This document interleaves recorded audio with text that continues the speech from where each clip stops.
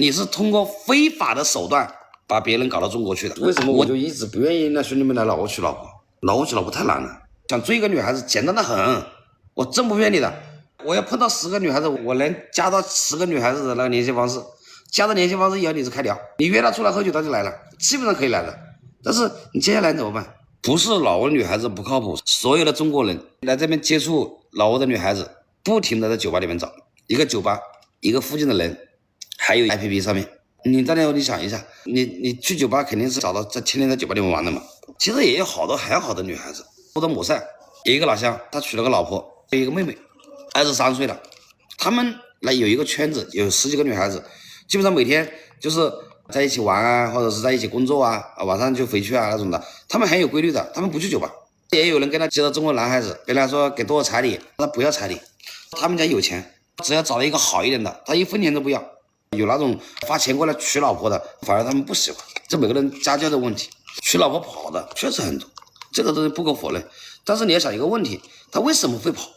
要么你对他不好，要么你不够尊重他，对不对？要么就是你是通过非法的手段把别人搞到中国去的。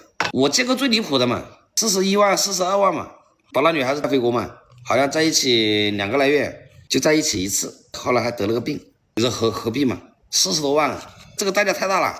其实这边找老婆，我个人感觉，但凡五官长得还算可以的啊，身高也还可以的，胖瘦可能就不是很重要。但凡你的情商可以，有个30-40万块钱，你可以待在老挝这边找。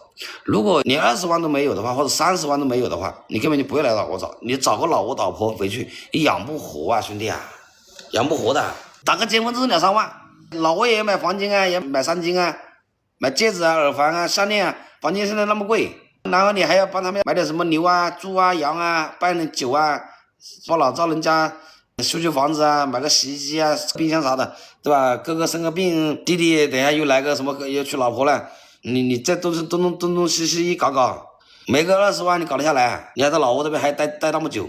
其实真的想来这边找老婆的，你不需要满世界找老婆，你钱花完了，你找不到。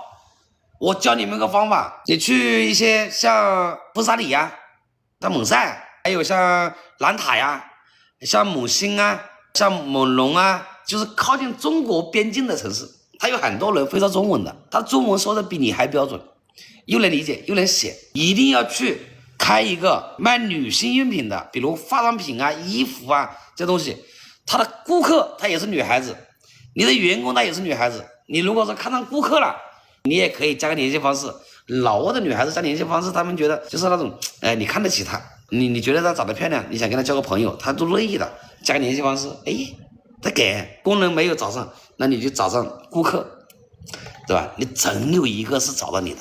做个小蒙面，1年就几百万、1000把万，3000来块钱，招工，请几个女孩子，你就放那里帮你上班啊！这还不娶我老婆？你选嘛，还去找什么？你在他们当地。本身一个当地工资就200来万一个月，你开500万一个月，你觉得哪个好看你留着，不好看的我就不要。结婚的我就不要，没结婚的我就要。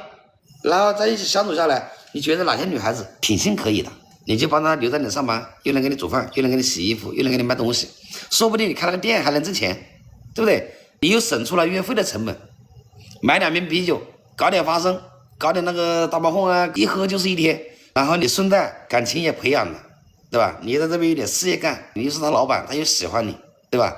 你觉得他还找不成功，我就算了，好不好？如果以后有机会，你们在这找到老婆了以后，你们给我说一下，有缘分的话，我到你们那个县了，你请我吃个饭就行了。你哪怕家里面给我炒2个小菜也行，对吧？我去那吃一顿，反正我教你们，我又不收费，对不对？